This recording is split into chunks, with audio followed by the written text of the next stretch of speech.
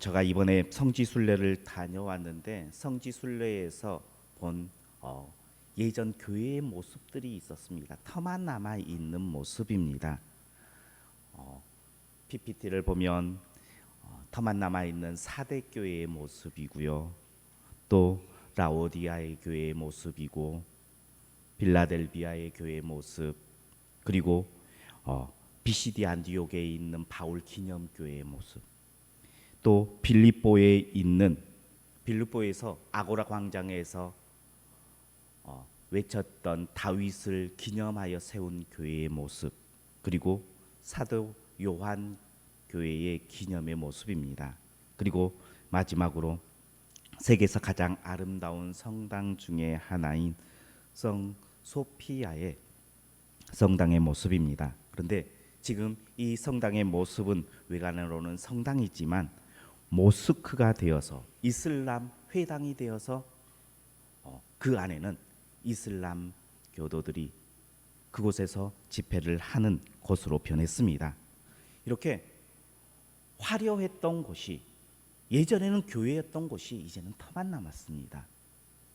이제는 화려했던 그 성당이 이제는 모스크가 되어서 예배가 아닌 다른 이슬람 교당들이 모여서 집회를 하는 장소로 변했습니다. 왜 이런 모습이 되었을까요? 그것은 다른 것이 아니라 기억해야 할 것을 기억하지 못하기 때문이에요. 잊어버렸기 때문이에요. 오늘 본문의 말씀을 다시 한번 같이 보도록 하겠습니다. 같이 봅니다. 내 하나님 여호와를 기억하라. 그가 내게 재물 얻을 능력을 주셨음이라. 이같이 하심은 내 조상들에게 맹세하신 언약을 오늘과 같이 이루려 하심이니라. 내가 만일 내 하나님 여호와를 잊어버리고 다른 신들과 내가 너희에게 증거하노니 너희가 반드시 멸망할 것이라. 여호와께서 너희 앞에서 멸망시킨 민족들 같이 너희도 멸망하리니 이는 너희가 너희 하나님 여호와의 소리를 청종하지 아니함이니라. 아멘. 왜 그런 처참한 모습으로 변했을까요? 그것은 바로 기억해야 할 여호와의 이름을 기억하지 못하고 잊어버렸기 때문이에요. 놀랍지 않습니까? 하나님을 예배했던 장소였습니다. 하나님을 찬양했던 장소였습니다. 그런데 그들 가운데에 여호와의 이름이 사라지고 잊혀지니까 이제는 터만 남는 교회의 모습이 되어버렸습니다. 외형은 화려하지만 이제 모스크가 되어서 그곳에 더 이상 하나님을 찬양하는 모습이 사라졌습니다. 우리 교회도, 한국 교회도 기억해야 할 여호와를 기억하지 못하면,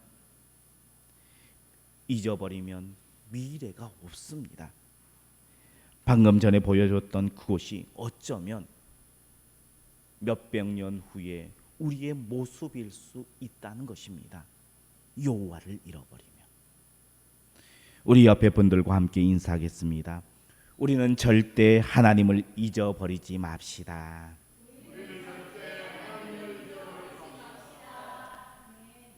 하나님을 잊어버리면요, 우리도 터만 남게 되어져요. 무너지게 되어집니다. 우리는 하나님께서 우리와 함께 하신다는 사실을 항상 기억하며 산다라고 생각하지만 그러지 못할 때가 많습니다. 문제가 생기면 불안해합니다. 초조해합니다. 절망합니다. 그 이유가 무엇입니까? 나와 함께 하시는 하나님을 잊어버리며 살아가고 있기 때문입니다. 왜 우리는 자꾸 우리와 함께 하시는 하나님, 우리 안에서 힘을 주시는 하나님을 잊어버리며 살아가게 될까요? 뭐가 문제일까요? 하나님께서 이스라엘 백성들에게 가나안 땅에 들어가기 전에 모세를 통해서 다시 한번 말씀을 주십니다. 18절에 보니까 내 하나님 여호와를 기억하라. 너희는 여호와를 기억하라라는 것입니다. 기억해야 할 때에 기억해야 된다는 것입니다. 잊지 말고 반드시 기억하라는 것입니다. 본문의 말씀은 아니지만 2절에도 이렇게 이야기하십니다. 내 하나님 여호와께서 40년 동안에 내게 광야의 길을 걷게 하신 것을 기억하라. 여기서도 기억하라는 거예요. 본문의 말씀도 2절의 말씀도 둘 다 기억하라고 이야기하고 있는데, 본문에서는 너희 조상에게 약속하신 대로 너희에게 재물을 얻게 할 능력을 주신 여호와를 기억하라. 여호와를 기억하라는 것이고요. 2절에도 40년 동안 광야를 걷게 하신 이가 누구인지, 그가 여호와인지를 너희가 기억하라. 다시 말해서 둘 다 여호와 하나님을 너희는 기억하라라는 것입니다. 이렇게 신신당부하며 이야기한 것이, 기억할 것을 기억하지 못하면 너희가 멸망할 것이다, 터만 남게 될 것이다 라고 우리에게 지금 말씀해 주시는 것입니다. 가나안 땅에 가면요, 풍요로운 것들이 참 많습니다. 풍요로운 것들을 누리다 보면요, 기억해야 되는데 기억해야 될 것들을 놓칠 때가 있다는 것입니다. 풍요를 누리면서 풍요를 허락하신 하나님을 잊어버리게 되어집니다. 실제로 이스라엘 백성들은 가나안 땅에서 풍요를 누렸어요. 그런데 그 풍요를 허락하신 하나님을 잊어버렸다라는 겁니다. 우리도 풍요로움만 누리고 하나님을 잊어버리면 절대 안 됩니다. 70년대 80년대를 보면요, 우리나라가 참 못 살았어요. 먹을 것이 없어서 굶는 것이 일쑤였습니다. 그런데 그때 어쩜 가장 교회가 부흥했을 때였어요. 하나님을 찾았었습니다. 기도도 예배도 뜨거웠습니다. 그리고 그 뜨거운 신앙 가운데 하나님께서는요, 우리에게 풍요로움을 주셨어요. 그래서 우리는 지금 하나님께서 그 풍요로움을 주시는 그 은혜를 누리고 있어요. 그런데 그 풍요로움을 계속 누리고 유지해야 하는데, 풍요로움만 누리고 풍요로움을 허락하신 하나님을 잊어버리면 우리가 지금 누리고 있는 이 풍요로움까지 다 잃어버리게 될 줄 믿으시길 바랍니다. 그래서요, 그 풍요로움을 유지하기 위해서 하나님께서 우리에게 말씀하신 것은요, 여호와를 기억하라는 거예요. 여호와를 기억하라는 것은 어떤 여호와를 기억하라는 것이냐 그러면요, 언약의 하나님을 기억하라는 거예요. 왜 우리는 언약의 하나님을 기억해야만 할까요? 언약의 하나님을 기억하지 못했던 야곱의 인생을 우리가 살펴보면 알 수 있습니다. 야곱이 형 에서를 피해 도망가다가 베델에서 하나님을 만났습니다. 그리고 그곳에서 하나님께서는 내가 너와 함께하리라, 내가 어디를 가든지 내가 너와 함께하여 너를 도우리라 하는 하나님의 언약을 받았습니다. 그 후에 야곱의 인생은요, 하나님의 언약을 기억했던 삶과 하나님의 언약을 잃어버렸던 삶으로 나눠질 수 있어요. 야곱이 삼촌 라반의 집에 도착해서 약 20여 년의 삶을 보내는 동안 야곱은 하나님의 언약을 잃어버린 20여 년의 삶을 살았습니다. 그때의 야곱의 삶은 처참했어요. 삼촌 라반이 여러 번 약속을 파기했고요, 품삯을 주지 않는 악덕 업체요처럼 굴었습니다. 20여 년 수고했지만 야곱이 가진 재산, 모은 재산은 거의 없었어요. 그냥 20년의 삶을 빼앗긴 인생의 삶을 살았습니다. 우리 주위에도요, 라반처럼 우리를 힘들게 하는 사람들이 있습니다. 속이고 방해하고 힘들게 하는 사람들. 그럼에도 불구하고 아무런 힘도 없이 다 빼앗겨야 했던 그러한 인생의 삶을 살아가는 우리의 모습들이 있다는 것입니다. 참 안타까운 모습일 수밖에 없습니다. 하나님의 언약을 기억하지 못하면 내가 수고해도요 그 수고를 다 얻지 못하는 삶을 살아가는 인생이게 된다는 것입니다. 그런데 그때에도 하나님께서는 야곱과 함께 하셨다는 거예요. 야곱은 알지 못했지만 야곱 때문에 누구를 축복했어요? 야곱이 돕던 라반의 집을 축복하였어요. 라반을 축복한 것이 아니라 야곱을 축복하여 라반을 부자 되게 하였던 하나님이에요. 하나님은 언약의 하나님으로 야곱과 했던 약속을 지켰습니다. 그런데 정작 야곱은 그 은혜를 누리지 못했어요. 그 이유가 무엇입니까? 야곱 자신이 하나님의 언약을 잃어버렸기 때문이에요. 여호와를 잊고 살았기 때문입니다. 그러다 야곱이 하나님의 언약을 떠올립니다. 그래서 다시 하나님의 언약의 자리인 베델로 내가 올라가야겠다라고 결단을 합니다. 선언합니다. 이렇게 하나님의 언약을 기억하자 야곱의 인생이 바뀌어요. 아무것도 없었던 야곱에게 점점 재산이 모아지기 시작합니다. 그리고 마침내 거부가 되어서 하나님께서 약속해 주시고 언약해 주셨던 그 베델로 돌아가게 되어져요. 안타까운 것은요, 야곱이 조금만 더 일찍 하나님의 언약을 기억했더라면 어땠을까라는 생각을 해봅니다. 우리가 지금도 하나님의 언약을 우리 가운데에 잊고 사는 인생이 아니라 하나님의 언약을 기억하고 살아가는 인생이 되어진다면 우리의 인생은 변하게 되어질 줄 믿으시길 바랍니다. 야곱은요, 하나님의 언약을 잊고 살았을 때는 항상 을이었어요. 라반은 갑이었어요. 그런데 하나님의 언약을 기억하고 나자 완전히 바뀌어요. 야곱이 갑이 되고 라반이 을이 되는 인생의 삶을 살아가요. 우리도 우리의 인생에 하나님의 언약을 기억하고 나와 함께 하시는 하나님을 기억한다면 우리의 인생 또한 갑의 인생을 살아가게 될 줄 믿으시길 바랍니다. 그 하나님의 언약이 무엇입니까? 바로 예수 그리스도가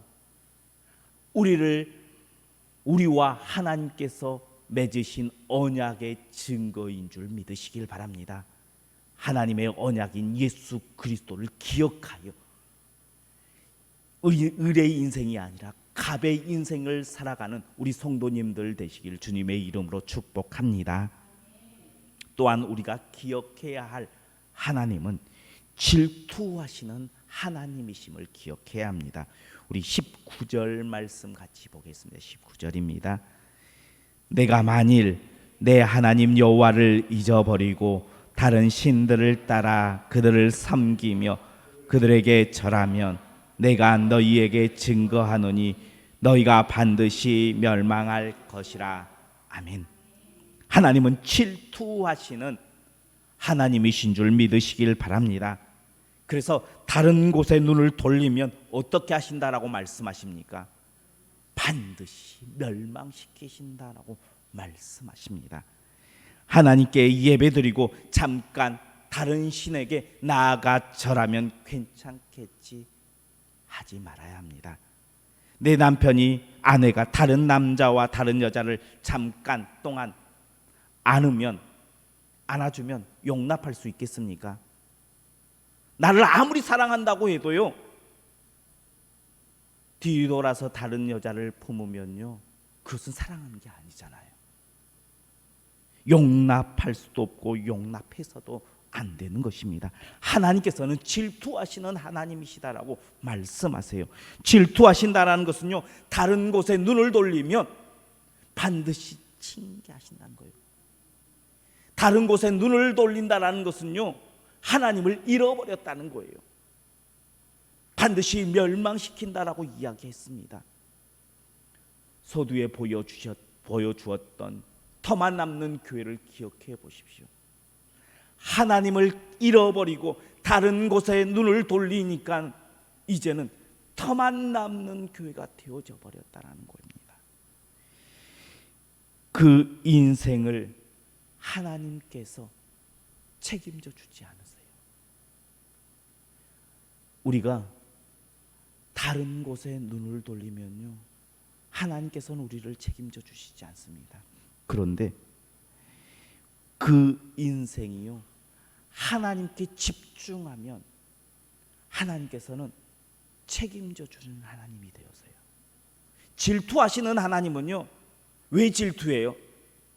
사랑하기 때문이에요. 그 사랑을 온전히 받으면요, 하나님께서는 그 사랑을 온전히 우리에게 돌려주시는 하나님이에요. 그래서요, 질투하시는 하나님이 나쁜 하나님이 아니에요. 질투하시는 하나님은요, 우리를 사랑하시는 하나님이심을 볼 수 있는 우리 성도님들 되시길 주의 이름으로 축복합니다. 질투하시는 하나님은 우리를 책임져 주시는 하나님이에요. 신명기 28장 1절의 말씀입니다. 내가 내 하나님 여호와의 말씀을 삼가 듣고 내가 오늘 내게 명하는 그 모든 명령을 지켜 행하면 내 하나님 여호와께서 너를 세계 모든 민족 위에 뛰어나게 하실 것이라. 아멘. 하나님의 말씀을 다 지켜 행하면, 다른 신들에게 눈을 돌리지 아니하면 내가 너를 세계 모든 민족 위에 뛰어나게 해 주겠다라고 약속해 주셨습니다. 하나님을 믿는 요셉, 다니엘 어떻습니까? 요셉은 죄수였어요. 다니엘은 포로였습니다. 그런데 끝까지 질투하시는 하나님 앞에서 바로 그 신앙을 세우자 어떤 인생이 되었습니까? 모든 사람들이 그들 앞에 무릎 꿇는 인생이 되었다는 거예요. 지금 세계를 지배하는 경제의 강대국 대부분들이 어떤 나라입니까? 하나님을 믿는 민족이에요. 반대로 우상을 섬기는 이슬람 국가, 불교 국가, 무교 국가들을 보면 어떻습니까? 후진국가, 약소국입니다. 제가 이번에 트리키예와 그리고 그리스를 이렇게 성지순례를 했는데, 트리키예를 보니까요, 1년 개인당 GDP가 15,000불 정도 된다라고 합니다. 그곳에 보니까요, 참 많은 모습들이, 못 사는 후진국의 모습들이 그대로 절실히 드러났습니다. 그런데 그리스로 넘어가니까 그리스는요, 신앙을 지켰던, 지금도 지키고 있는 국가예요. 그 국가를 보니까 1년 GDP가 24,000불. 그래서요, 훨씬 더 잘 사는 모습, 풍요로운 모습 가운데에 있는 모습을 보면서 하나님을 잃어버린 민족과 하나님을 잃지 않고 기억하는 민족과 완전히 대비되어지는 그러한 모습을 지켜보게 되었습니다. 하나님 앞에서, 질투하시는 하나님 앞에서 우리가 그 선을 지킨다면 하나님께서는 우리를 지키시고 이끄시는 하나님 되어주시는 분이신 줄 믿으시길 바랍니다. 그래서 그 선을 지키는 성도가 되어야 합니다. 그 선은 주님을 떠나지 않는 거예요. 여호와를 기억하는 거예요. 요한복음 15장에 보면요, 포도나무 비유가 나옵니다. 그 비유에 나는 포도나무요 너희는 가지라. 그가 내 안에 내가 그 안에 거하면 사람이 많은 열매를 맺나니 그를 떠나서는 너희가 아무것도 할 수 없음이라 라고 말씀하고 있습니다.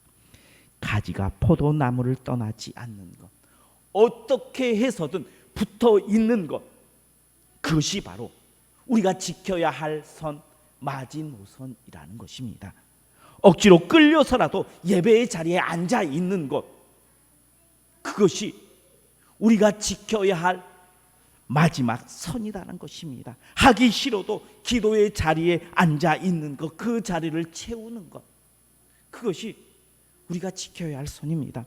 그래서 하나님 앞으로 나오는 것, 그것이 성도가 지켜야 할 선입니다.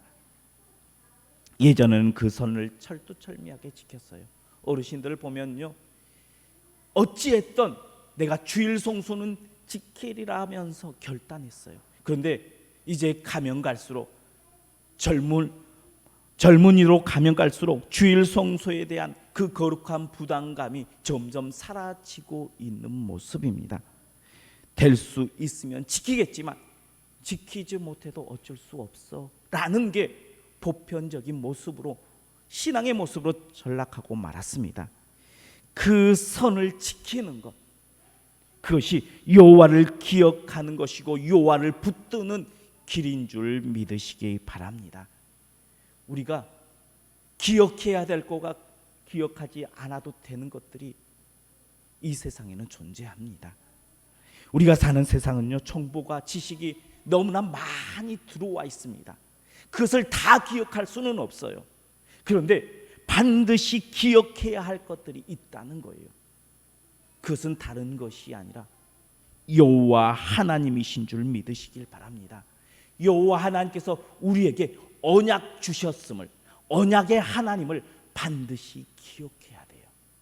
그리고요, 우리가 또 기억해야 될 것은요, 그 언약의 하나님은 무슨 하나님이에요? 질투의 하나님. 그 질투의 하나님은 우리를 사랑하시는 하나님. 그 하나님 앞에 우리가 마지노선이 있음을 기억하는 거예요. 그리고 그 마지노선을 지킬 때에 하나님께서는 더 풍요롭게 채우시는 하나님이심을, 그러나 그 하나님을 잃어버리면 멸망할 수밖에 없는 존재임을 우리가 기억하고, 어떠한 상황 가운데에서도 여호와 하나님을 기억하며 여호와 하나님 앞에 나아가 하나님께서 우리에게 허락하시는 그 풍요로운 은혜를 누리고 살아가는 우리 성도님들 되시고 우리 교회가 되기를 주님의 이름으로 축원합니다. 기도하겠습니다. 사랑과 능력이 많으신 여호와 하나님, 감사합니다. 우리가 사는 세상에는 기억해야 될 것과 기억하지 않아도 될 것이 있습니다. 하나님을 믿는 믿음의 백성으로 반드시 기억해야 할 언약의 하나님, 그 하나님을 기억하여 예수 그리스도를 붙들고 살아가는 주의 귀한 백성이 되게 하여 주옵소서. 그 하나님은 질투의 하나님이요 사랑의 하나님이요, 우리가 선을 지키시면 그 모든 것들을 풍요로 채우시는 하나님이심을 고백하며 주님 바라보며 그 걸음걸음을 걷는 주의 귀한 백성들 되게 하여 주옵소서. 예수님 이름으로 기도하옵나이다. 아멘.